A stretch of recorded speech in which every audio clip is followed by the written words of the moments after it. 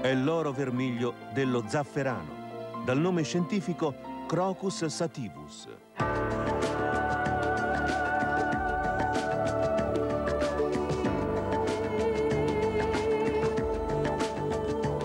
Siamo in Sardegna, nel centro dell'ampia e distesa pianura del Campidano.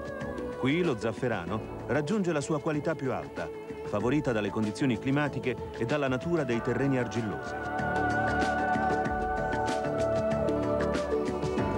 Frequente e assai forte, il maestrale percorre senza ostacoli questa fascia pianeggiante. Estensioni di grano si alternano a spazi erbosi dove pascola il bestiame.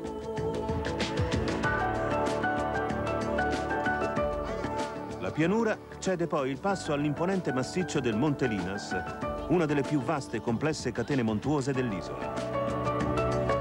Nel cuore di questo vasto territorio, tra i più incontaminati della Sardegna, si incontra la cittadina di San Gavino Monreale, sorta nel secolo XIV, intorno alla chiesa di San Gavino Martire.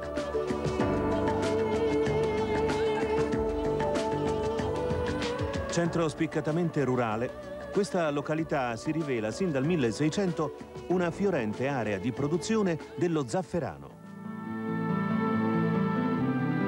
Dominante il paese è il castello, a cui fu aggiunto il nome Monreale durante la dominazione spagnola intorno al 1300.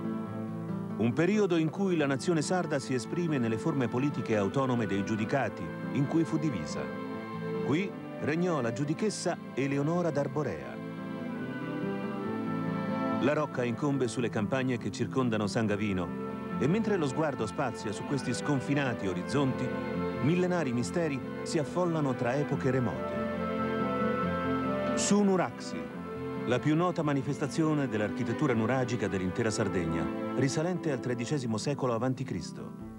Da queste coniche apparizioni di pietra su pietra affiorano le impronte dei caratteri arcaici della civiltà sarda e che hanno segnato anche le origini di San Gavino Monreale.